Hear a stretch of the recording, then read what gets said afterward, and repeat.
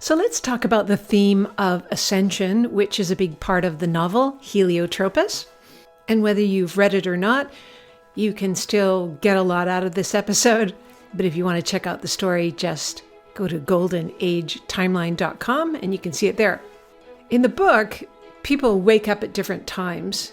And if you're listening to this episode, chances are you've been studying the topic of ascension, and there's many theories about why some people are more aware that we might be going through an ascension event right now, and others are completely oblivious to it. And some of them think about it as a maybe, something might happen, but that it's kind of slow over time, and it's just an awakening of the consciousness. You know, is it something that's going to happen really quickly or really slowly or not at all? Any of those could be true.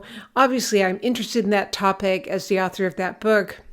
So let's dive in. So people are waking up in droves to truths and realizations previously hidden.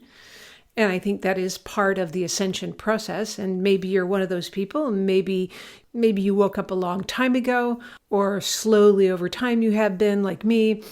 And maybe for some of you, this is totally new to you. Or maybe, of course, you've been wondering what the heck I'm talking about. How you answer that question, in part, depends on something I want to talk about today, which is that I think we all have something called a transition personality style. And combine that with the environment you grew up in, your level of soul growth, all that kind of thing. But a lot of people don't talk about this thing that I like to call a sort of style when it comes to going through change. So there's this ESIAC transitions personality styles, and I'll talk about the different styles and see if you can identify which one is your dominant or default, or whether you're even across the board. For example, some people love change, some people hate it. Others adapt easily no matter what's going on, but they don't initiate a change. And some people are very focused on certain changes, but completely oblivious to others. So if you know your strengths and weaknesses, you can better navigate unexpected or maybe even unwanted change in a more constructive way, whether it's in your personal life or globally, as we seem to be going through a lot of that right now. So what do I mean by waking up? Well, there's this whole woke movement, so I don't mean that. Something about that all seems a bit manipulative to me with a control agenda, but I'm talking about the crazy changes happening in the world stage, which are affecting different people in different ways. For example, some people just watch mainstream news and follow along with that advice and maybe the advice of those around them. Some people question some of what they're hearing and kind of check inside to what is the truth for them. And some people reject all of it. Each path has its merits and its weaknesses. I'm a big believer in discovering your own truth rather than relying on an external source only. I think that's why we're here, to learn how to do that. But of course, we all grow up in a system that wants us to believe in a certain way, and sometimes that information has been useful, such as how to read and write, but sometimes not so helpful, as in memorizing historical facts about what happened, say, 200 years ago that is now turning out to maybe be untrue to begin with, or distorted in some way, as in the victors write the history books. And I've fallen victim to plenty of disinformation or misinformation, just like everybody else, some of which I'm aware of, some of which I'm probably not yet aware of. But I also seem to have this spidey sense warning me when something doesn't look or feel right. And I've often found myself like one of the only people around seeing things that way. Maybe you can relate. It's like that ancient Greek myth of Cassandra, who could foresee things in the future, but no one believed her. And that is why I named the grandmother character in the story Cassandra, because she was the first pentata, and she saw things in a whole new way, and no one supported her until the others were born. And so if you have been like the archetypal character of Cassandra in your life, it does seem to require huge inner strength to stick to what you know to be true and not get on a bandwagon that seems to be going in a direction you don't feel aligned with. So I've been an expert on resilience and change leadership for over 20 years, and I've studied it both academically and anecdotally in organizations and individuals, having done thousands of surveys and interviews and coaching people for many years. And my research shows that people tend to have a default style when faced with unexpected change. You've probably noticed that one person can react entirely different to the same external situation, whether it's a world change like a pandemic, lockdowns, or a personal life change like getting married, having a baby, getting ill, getting a huge amount of income, losing a job, these big gains and losses that we go through in our life. And of course, then there's slow changes over time like aging that people react to in different ways. So I tend to believe that life is a school or like a virtual reality playground for the soul to learn, as is one of the themes in the book, HELIO. And if that's true, it may or may not be true, but that's just a theory I like to play around with. It seems to help make a lot of sense of strangeness in the world. If that were true, maybe we're in a period in humanity's history when we're moving onwards and upwards to higher learning. Like this whole idea of ascension, we're ascending to a higher level of consciousness. And if so, when you go from one density level to another, chances are you have to go through a final exam time. So say we're in high school and we're moving to university. It might explain a lot. So that's a big change, moving from one density of consciousness to another, and maybe quite unexpected, at least for some people. On top of that, there's this tough exam to make sure you learned the lessons of the density you're in now. So what if part of the lesson of this density was wise discernment? So if you were the one creating the test, and I've certainly done that, I've created exams and quizzes for people because I've been a tutor and a teacher and a trainer. So what would you want to do? Well, you would want to give them situations where it was hard to wisely discern what's true, right?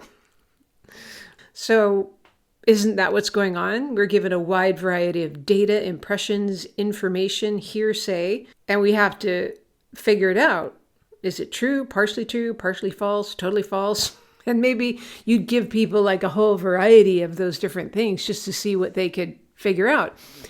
And your job as a student is to go inside, use this higher self, this true self, this wiser discernment, so you can choose correctly. If you choose based on what other people or external circumstances dictate that you do, then you're not going to do well on the test. Then life, with a capital L, or the universe, or God, or as they call it in the book, Sana, or whatever you want to call it, might up the ante, make the test harder, or make the signs more obvious. And what if you don't pass the test? Then do you not ascend to the next density? Do you go to a remedial kind of summer school until you catch up with the other kids? Do you decide you don't want to go on to university and you check out of this reality altogether and go on an adventure traveling somewhere? Anything's possible. So this whole journey through change, or your ability to pass final exams, is affected by many things.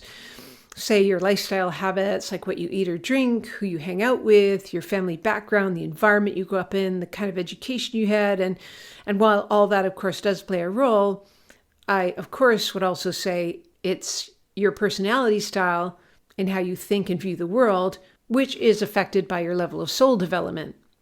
And I think these two things play the biggest role. Otherwise, why would you find one person, say in a family, doing well on this final exam, passing the test early, and is now waiting for others to finish the exam and figure out the answers?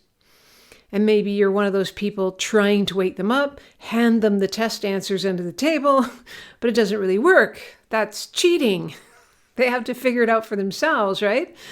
And what if, even worse, they don't even know they're in an exam and get annoyed at you for trying to give them answers to something they weren't even thinking they needed?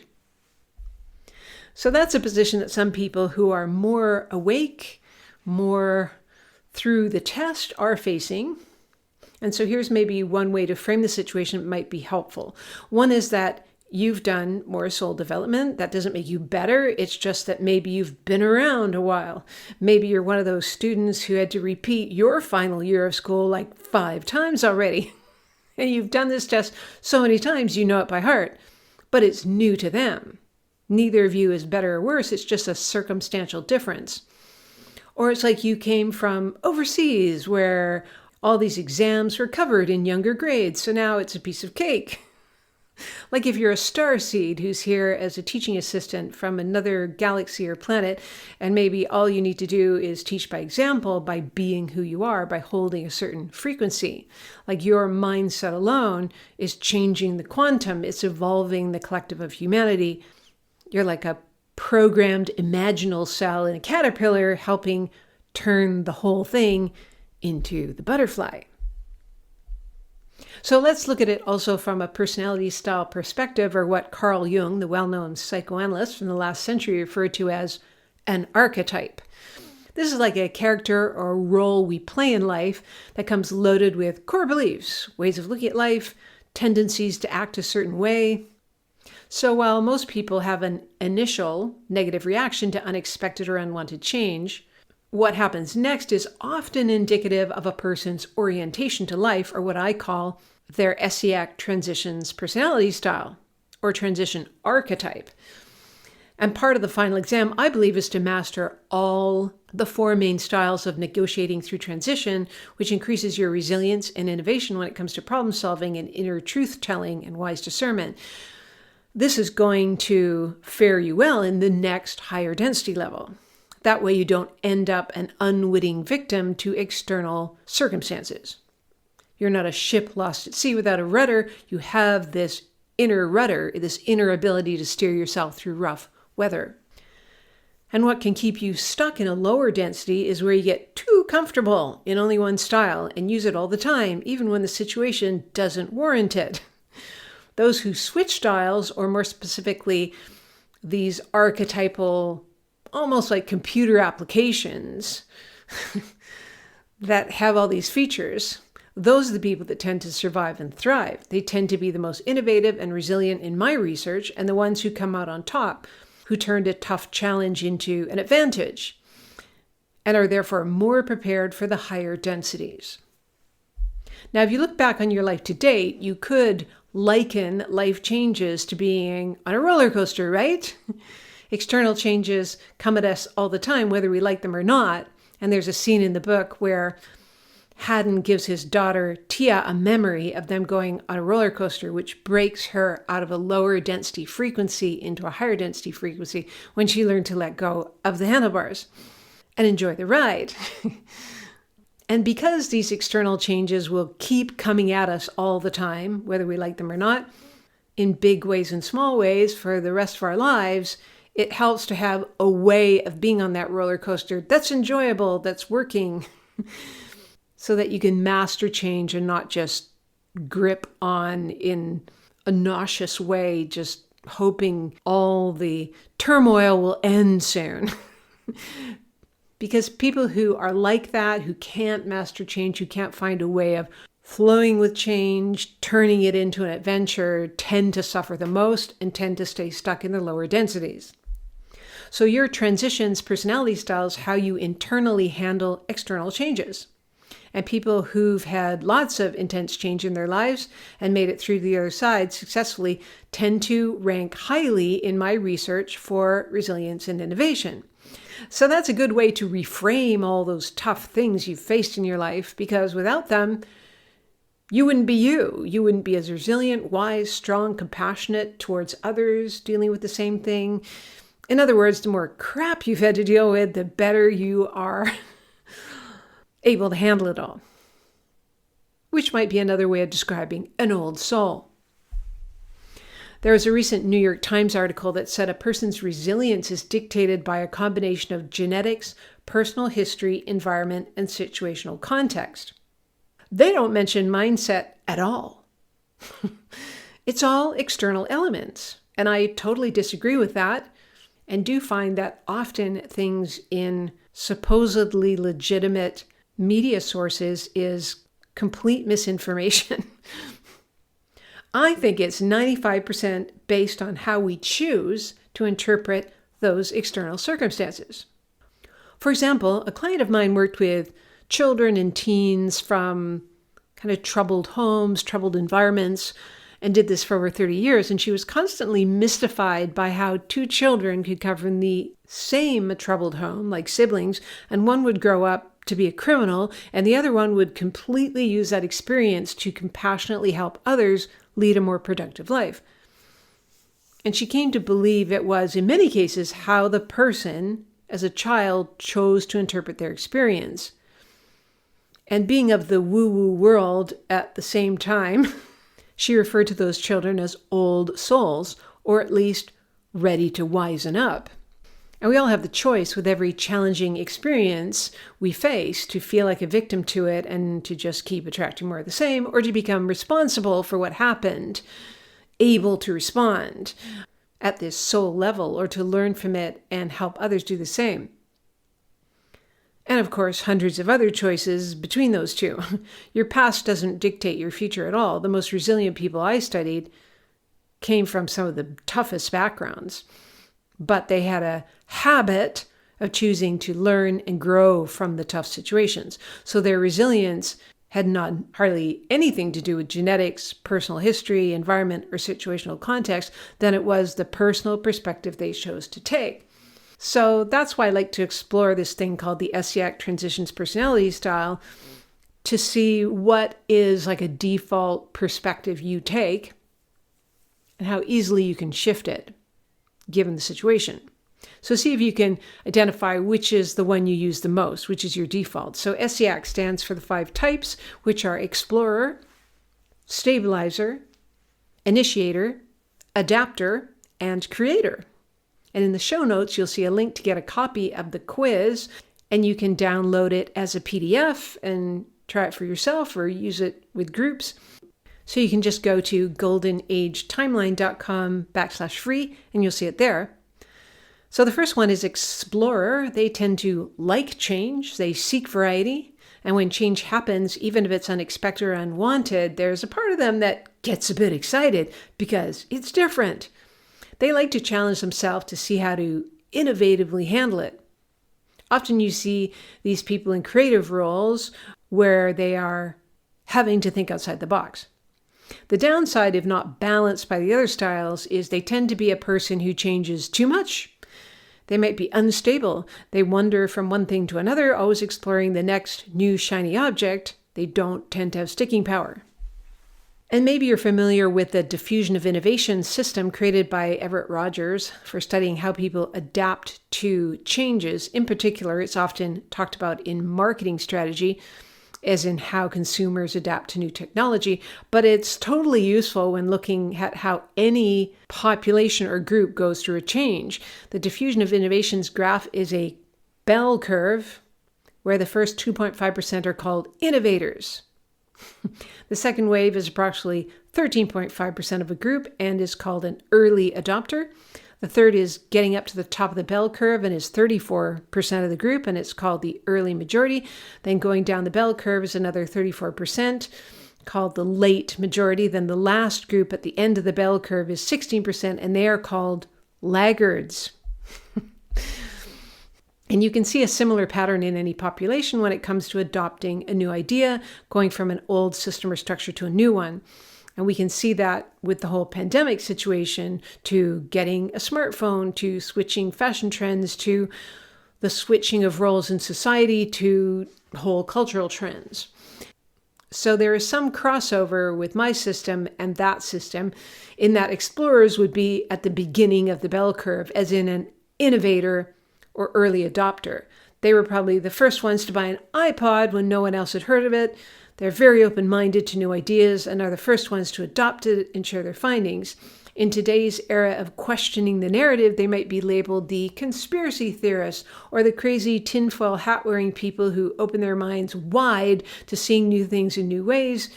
You might be one of them. They boldly go where no man or woman has gone before. This is a great strength unless it's unbalanced with the other styles where a person is going down deep rabbit holes of information, believing anything new and different just because it's new and different, without doing their research, without grounding it inside for themselves, really testing it inside. They can be led in the wrong direction if not careful, because there is lots of misinformation and disinformation out there. and they can strike others as unstable, so it's harder for them to gain credibility with others. Now, an opposite type to the explorer is the stabilizer. They don't like change, they don't seek it, and when change happens, even if it's a good change, they tend to resist it. If this quality is unbalanced with the other styles, they tend to be closed-minded, saying no to anything new and unfamiliar. They're what the explorers might call the total mind control normies, or sleepers. And in the diffusion of innovation system, they are the laggards, or at the other end of the bell curve when it comes to adopting something new in life. The upside of someone like this is that they are very discerning. They do their due diligence. They are very picky about what they choose to believe or focus on. But once a change is anchored into a population or a group, when there is clearly no going back, they are very good at troubleshooting, sorting out the glitches, helping others do the wise discernment, and ensuring it's stabilized. You often see those people in earthy kind of roles, detail-y kind of roles, engineering, accounting, administration, working with the land. Now, a third type is called the initiator, and like an explorer, they will initiate change, but they won't change over and over again. They pick one well-thought-through change and make sure it happens through to completion. They might be the early adopter to early majority in the diffusion of innovations model. They won't be the first one out the gate, but as soon as something looks somewhat viable, authentic, and effective, they tend to lead the way. They are very good at getting others to follow. Explorers don't really care if people follow. They just want to be the solo eagle on the horizon, finding the latest new thing. The initiators, on the other hand, want to find something that works and influence others to take that road as well. That's why you'll often see them in a leadership role, or as an entrepreneur, or as a YouTuber trying to wake people up and getting some traction with it. They are bold leaders. If this quality is unbalanced with the other styles, though, they can be pushy, trying to get others to change before they're ready, and they can rush to conclusions and a solution before it's been properly thought through because they like completion so much. A fourth type is called the adapter, and they won't initiate change, but they will go with the flow, adapt to whatever change is coming their way, helping others in a compassionate way to adjust to uncomfortable changes. And often you'll find people like this in a healer role, caregiver role, human resources, counseling, coaching, spiritual helper role. And in the diffusion of innovations model, they would be like the early to late majority. They don't change until other people have changed, but if they see lots of people going in a certain direction, they'll jump on board and totally support it. But if this quality is unbalanced with the other styles, they can tend to be a pushover, not having good boundaries, just going with whatever life brings them instead of choosing and focusing their energy in a certain way that's right for them. So that brings us to the fifth and final style, which is called the creator. And it's actually a combination of all the styles. A creator is one who switches styles depending on the situation. So think about that for yourself. We have all these ways of being inside us. There are times of life and situations that can bring out different ESIAC styles, and that's a good thing. It's not good to be stuck in only one way. And as I talk about in the book, the mind organizes the way you view life in story form, as in this mind story code, including characters, theme, plot, and setting. We take on different characters or archetypes at different times in life. So, for example, maybe you were an explorer in your early 20s, traveling the world, and then you activated your inner initiator, and you got an education and went after a specific career goal. And then maybe you got married and had kids and needed to activate your inner stabilizer. And then you all of a sudden had more people in your life, people on both sides of the family to consider, and you need to be constantly activating your inner adapter to keep the peace and move the group along in a harmonious way. Then usually when you get older, you get good at switching styles depending on what life brings, and this is a sign you have activated the creator style, which I think is the type of person that can more easily ascend and switch from one density to the other.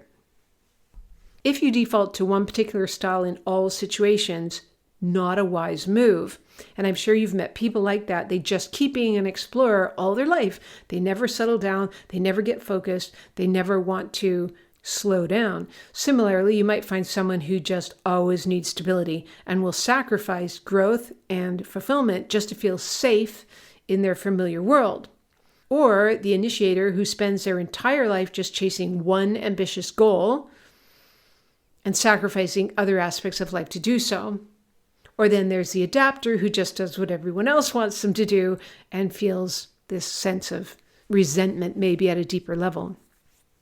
So these are 4 states of being you may notice are similar to other personality style inventories. There are hundreds of 4-style personality systems out there, like the DISC or the one with the colors, or, there's the Myers-Briggs and all that. But ESIAC applies the 4 basic personality styles of the human condition to transitions in life. So as I said, the best way is to switch styles depending on the situation. For example, you might want to activate your inner initiator if it's time to make an important change in your life and you need to be bold about it, like leave a job that is mandating you to do things you don't want to do.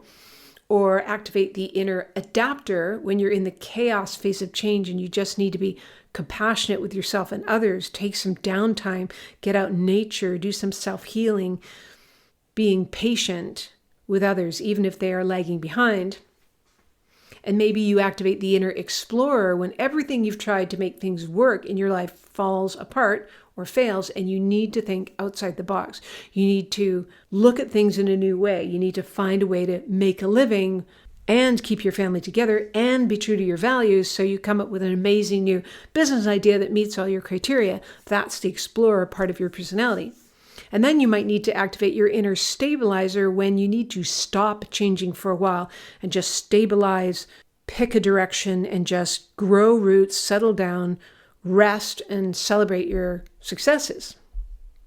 So if you do the quiz at goldenagetimeline.com/free, and you are even on all 4 styles, you tend to be what's called a creator, which, as I said, is a sign of truly being resilient and innovative. And it's useful to not only try the quiz for yourself, but also to share with a mate or a work team or colleagues or family or any group you're part of, because, of course, opposites tend to attract, but they can also chafe against each other. In fact, often when I interview people or when I've done couples mediation, I often notice people marry the opposite type or got into business with an opposite type. Or the 4 main leaders in a business represent the 4 different styles. And this is actually a good thing. If you had a business where everybody was an explorer, what would happen? You'd probably just keep jumping from one idea to another and not get any traction.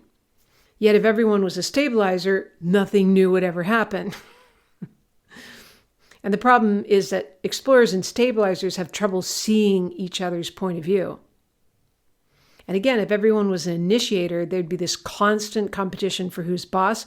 And if everyone was an adapter, everyone would be sitting around focused on healing all the time and saying, so what do you want to do? No, what do you want to do? And the stagnancy would grow. So initiators and adapters can also have trouble seeing each other's point of view. Initiators being impatient with adapters and adapters feeling hurt by the perhaps brash nature and impatience of an initiator. But when you understand other people's worldview, that can sometimes be very helpful, especially in certain circumstances. It can lead to wiser choices, more collaboration, more empathic conversations, which of course all lead to better solutions in a group. So in the quiz that you download, you'll find useful questions to trigger deeper conversations about differences. You'll also see a graphic of the seasonal change model. To better navigate change, it does help to understand that all changes have a certain structure to them. Whether you're upgrading your software, moving house, or going through a huge political worldwide change or financial change, or if all of humanity is ascending to a new level, there's this similar structure. If you look at the graph, on the vertical side is level of performance and the horizontal side is time. So when a change happens, performance goes from, like this mid-range stable to a huge drop. Productivity goes down, performance goes down. That's because change tends to mean people have to go back into beginner's mind. They have to learn a new way of being. Then you enter into a kind of roller coaster of ups and downs, full of false starts when it comes to performance and productivity. So it feels like chaos. I call this stage the winter of change. It's dark, cold, barren. Nothing much looks like it's happening. It's where you have to let go of the old, wake up to what's not been working. And I would say in some ways we've been in that stage as a world population for a while now. And I believe we are soon to come out of it. So if you can get into a transforming idea stage, it tends to pull productivity back up. And then you get into the spring season of change where new life starts to sprout. The flowers come out, the leaves turn green again. And I think there are some new transforming ideas coming. More people having aha moments, new businesses, new tech, new systems emerging, new ways of looking at life. And we've now got the innovators and for sure early adopters on board, maybe even some early majority. The train is leaving the station, in other words. Then once you get into the summer season of change, you are really starting to stabilize and getting more comfortable with the new system structures and ways of being. And that's when the late majority start coming on board. And finally, the autumn season of change is where you get the full harvest of having gone through that growth cycle. When all looks good and safe, that's when the laggards join the party.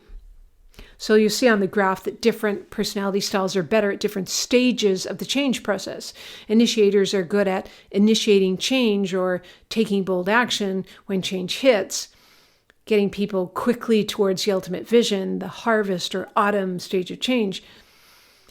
But they don't like the lower productivity that tends to happen right after change hits and can get impatient with others. Adapters, on the other hand, are very good at helping people through the loss and disorientation phase of the winter of change. And it's normal for people to go through stages of grief and disorientation when change happens, even if it's a change they want. Now, explorers are very good at finding the transformational idea that will help everybody get back into high performance mode or helping move people into the spring of change because they are the ideation people. And stabilizers are then good at stabilizing a change so that the whole group starts to work better in this summer phase of change, and they will problem solve until the glitches are sorted out. So what does all that mean in terms of ascension? In the story, HELIO, some people go through the integration of separate parts of themselves quicker than others. And of course, this is important to marry the dark and light within, which also helps do it without. However, as we also see, sometimes some people seem farther ahead, but are not actually, and others seem lost in the wilderness and then all of a sudden do a 180-degree turn. It's partly due to the type of journey they've been on to date, where those who've explored the far reaches of what life has to offer in both dark and light through this life and other lifetimes sometimes integrate quicker than those who've played a safer game cloistered away for too long. So the bottom line here is that you may be an explorer ready for things to change now, and you have no patience for the stabilizers who are resisting the change. Or you might be an adapter who is upset by people not getting along at this time, or by the initiator types who have their specific goal that they have the blinders on with and they aren't considering other options. All styles of going through a change or transition have a role to play, whether it's in a family that's moving from one part of the country to another, or whether it's in a whole population going from Homo sapien to Homo luminous, from third density to fifth density or beyond. We all have these archetypal patterns within us, and the ones who will thrive in the coming golden age are those who switch styles depending on the situation. So if you're used to being an explorer with everything, try being stable for a while, sticking with one thing and going deep and growing roots. If you're used to just going with the flow and adapting to everyone else's needs, try sticking to your guns on something and getting others to follow your lead. And if you resist most change, try that adventurous thing you always wanted to try but keep putting off. And if you always need to be the boss, try giving the lead to someone else and being a follower for a while and see what you learn and see how life can be rewarding in ways you never thought of before. Because, of course, any challenge that life brings is often an invitation to stretch ourselves, try new ways of being and thinking. And as we move through this ascension process, we'll all need to be exploring, then stabilizing, then initiating, then adapting, and back to exploring again. It's a wild ride, a tumultuous alchemical fusion of differing energies bringing us into a new earth with new frequencies, systems, structures, and possibilities like never before. And if people aren't being the creator, where they're switching styles as they need to, as often as they need to, try helping those people focus on their strengths of their dominant style versus complaining about their weaknesses. As I said, stabilizers have good discernment. They focus on details. They like to fix issues. They like to ground things. Explorers like to come up with out-of-the-box ideas and can often see beyond the horizon to what's coming when others can't. Adapters have a compassion that other people don't have, a patience and an ability to easily adapt to others' needs and create a support structure for them. Initiators are like a dog with a bone. Give them a goal they believe in, and they will persist when others give up, getting through to completion and getting others on board to do that with them. If we're all focused on our strengths in any group, then you tend to have a better, more well-oiled machine for whatever change and challenge your group faces. So think about that in a group that you're a part of, big or small. Are you balanced or are you lopsided? Which qualities do you need to develop in yourself to have more skills and resources to handle the intense change we seem to be going through both personally and in the world right now? I do believe we are headed for a big event soon that some people will be ready for and some won't be so ready. It's coming soon, so the more balanced we can be, the better.